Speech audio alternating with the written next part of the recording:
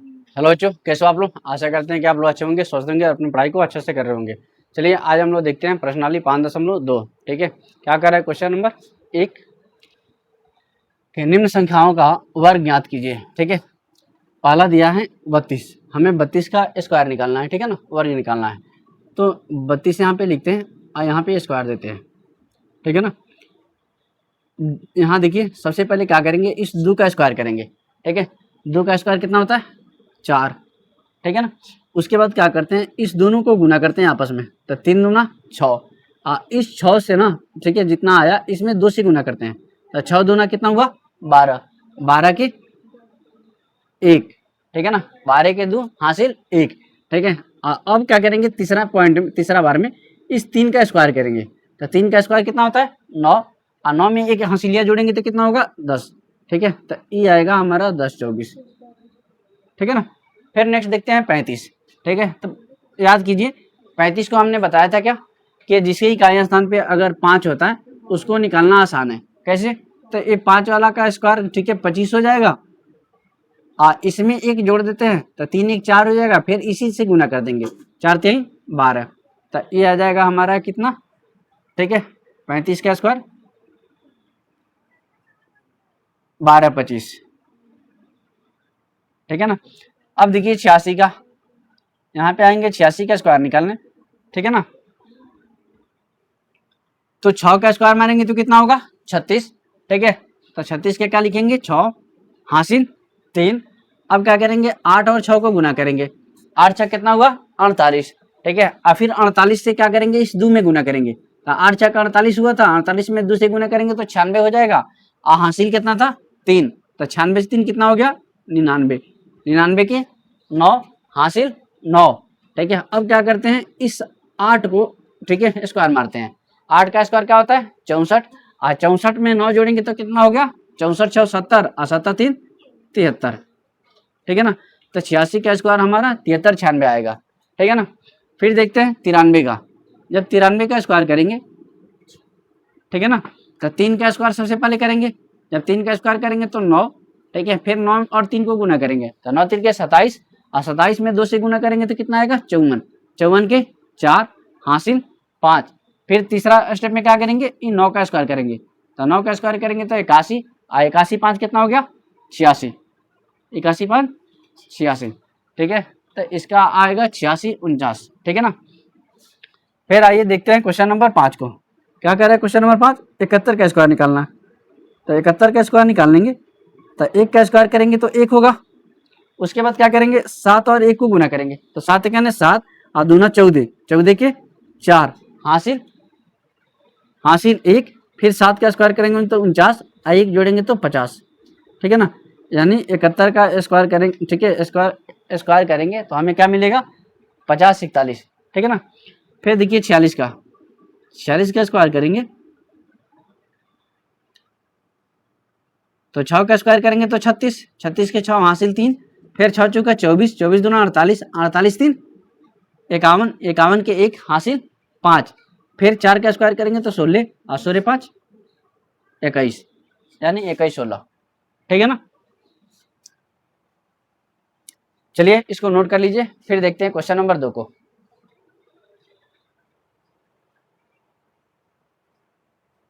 चलिए देखते हैं क्वेश्चन नंबर 2। ठीक है, क्या कर रहा है क्वेश्चन नंबर 2, कि पाइथागोरीय त्रिक लिखिए जिसका एक सदस्य, ठीक है, यानी हमें एक पाइथागोरीय त्रिक बनाना है। ठीक है, जिसका एक सदस्य दिया हुआ है। ठीक है, क्वेश्चन नंबर पहला क्या है, ठीक है 6। हम जानते हैं कि जो पाइथागोरीय त्रिक होता है उसका प्रकृति किस रूप में होता है, तो उसका प्रकृति होता है, ठीक है, m स्क्वायर 2m। ठीक है ना, क्या होता है, तो 2m m स्क्वायर -1 और m स्क्वायर +1। यानी जो पाइथागोरीय त्रिक होता है वो हमारा, ठीक है, उसका प्रकृति हमें इस रूप में देखने को मिलता है। ठीक है, तो याद देखिए हमने, ठीक है, बेसिक जब कर रहे थे लोग तो उसमें हमने बताया था कि जब भी एक सदस्य देगा तो इसमें से क्या करेंगे, एक को उठाएंगे और उसके बराबर लिख के उस, ठीक है, m का मान निकालेंगे। जब m का मान निकल जाएगा तो फिर, ठीक है, 2 को हम निकाल लेंगे। तो याद देखिए यहाँ, ठीक है, हमें किसको उठाना है देखने से ही पता चल जाता है। ठीक है, यहाँ पे 6 है तो 2 से कट जाएगा, 14 है 2 से कट जाएगा, 16 है तो 2 से कट जाएगा, 18 भी है तो 2 से कट जाएगा। तो हम क्या करेंगे, m का मान निकालना है तो हम क्या करेंगे, सबसे पहले ठीक है 2m को उठाएंगे और 2m बराबर इसको लिखेंगे। तो 2m बराबर ठीक है 6 हो गया। तो m का मान कितना आ गया, तो 6/2 यानी 3 आ गया। अब हमें क्या चाहिए, ठीक है अब इस पर क्या करेंगे, रखेंगे m का मान इस पर रखेंगे तो 1 मिल जाएगा, 1 इस पर रखेंगे तो मिल जाएगा। तो लिखेंगे दूसरा सदस्य, ठीक है m² + 1, m² + 1, m का मान कितना आया 3, 3 का स्क्वायर और +1, तो 3 का स्क्वायर कितना हो गया 9 और +1 कितना हो गया 10, ठीक है। फिर तीसरा देखेंगे,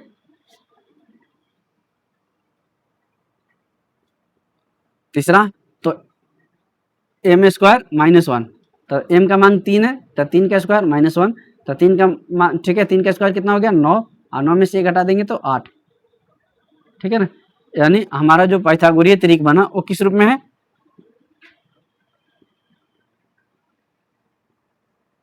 पाइथागोरीय त्रिक पहला हमें दिया गया है 6, दूसरा का कितना आया 8, ठीक है यानी 10 और तीसरा का कितना है 8, ठीक है ना। अब देखिए 14 से कैसे बनेगा, ये जो भाषा लिखा हुआ है ठीक है प्रकृति, ठीक है सभी क्वेश्चन में नहीं लिखेंगे, एक क्वेश्चन में लिखेंगे याद रखने के लिए, ठीक है कि हमारा जो पाइथागोरीय त्रिक होता है उसका जो प्रकृति होता है वो 2m m², ठीक है 2m m² + 1 m² - 1 के रूप का होता है। इसी के आधार पर हम ठीक है जो बाकी रहता है उसको निकालते हैं। अब देखिए ये 14 दिया है तो फिर क्या करेंगे 2m ही लेंगे, ठीक है इस दोनों में से किसी को नहीं लेंगे। तो यहाँ लिखेंगे 2m बराबर कितना आ गया 14, ठीक है। अब m का मान कितना आ गया 14/2, तो m का मान निकल के आया 7, ठीक है ना। अब पहला तो दिया हुआ है, दूसरा सदस्य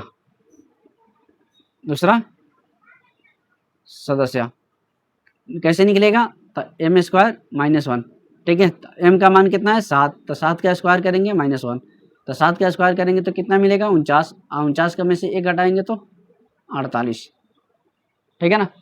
फिर तीसरा क्या हो जाएगा, तीसरा सदस्य m² + 1, तो m का मान कितना है 7, तो 7 का स्क्वायर आ +1, ठीक है 7 का स्क्वायर 49 हो गया और +1 जोड़ेंगे तो कितना हो गया 50, यानी हमारा पाइथागोरीय त्रिक क्या बना,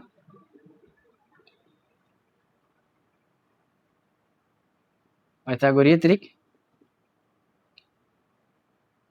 एक तो हमारा दिया 14, दूसरा का 48, तीसरा का 50, 14 48 50, ठीक है ना। अब देखते हैं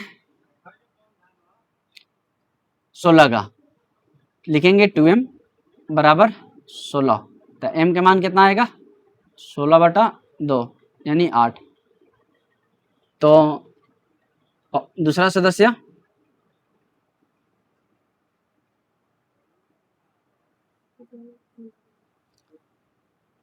m² - 1, तो m का मान है 8, 8 का स्क्वायर -1, 8 का स्क्वायर 64, 64 में से 1 घटाएंगे तो कितना आ गया 63, ठीक है। तीसरा सदस्य कैसे होगा,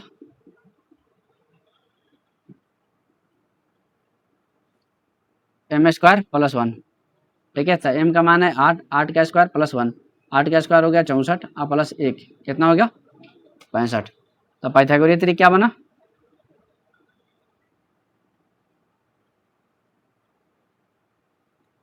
त्रिक पहला 16, दूसरा का 63, तीसरा का 65, तो 16 63 65, ठीक है ना।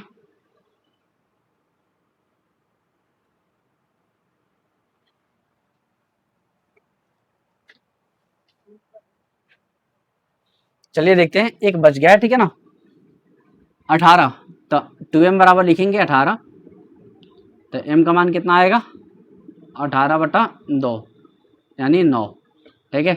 तो दूसरा सदस्य क्या हो जाएगा m² - 1, तो m का मान 9 का स्क्वायर -1, तो 9 का स्क्वायर 81, ठीक है और -1 तो कितना आ गया 80, ठीक है। तीसरा सदस्य क्या हो जाएगा, एम स्क्वायर प्लस 1। तो एम का मान कितना है 9, तो 9 का स्क्वायर प्लस 1, 9 का स्क्वायर कितना आ गया 81 और प्लस 1 कितना आ गया 82। ठीक है ना। तो पाइथागोरीय त्रिक क्या बन गया,